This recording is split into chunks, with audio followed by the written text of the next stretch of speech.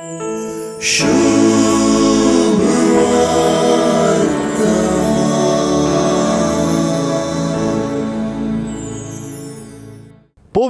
बापा, तुवें म्हाका दिल्या तांकां तुज्या नांवाचे सक्तेन तूं सांबाळ म्हणल्या उतरांनी आपल्या बापा लागीं आपल्या शिसां खातीर जेजून करचे विनतीचे मागणें आटापलां.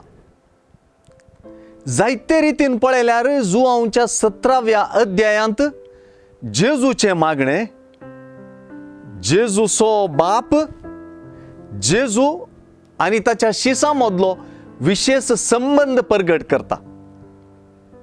जेजू आपल्या शिसांक तुवें म्हाका दिल्ले म्हूण उलो करता. अशें आमी बापान जेजूक दिल्ले म्हणच्यात आमची अस्मितायच परगट जाता. जेजूचे शिसां खातीर मागणें विविध उतरांनी हो संबंध दांबून सांगता मात्र न्ही, ह्याच संबंधांत आमी गुंडायेन रोंबूंक प्रेरण दिता. आयचे सुवार्थेंतल्या शिसां उद्देशीं केल्ल्या मागण्यांत जेजू आपल्या शिसांक बापान राखचे विशीं आनी सांबाळचे विशीं उल्लेख आसा.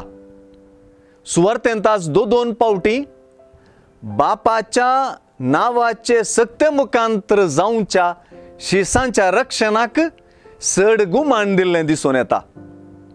कोणेंच नास जायना जावच्याक आनी जेजू मुखांतर सकडांनी सासणीक जिवीत जोडच्याक म्हणली उतरां हांगासर पुनरुच्चार जातात.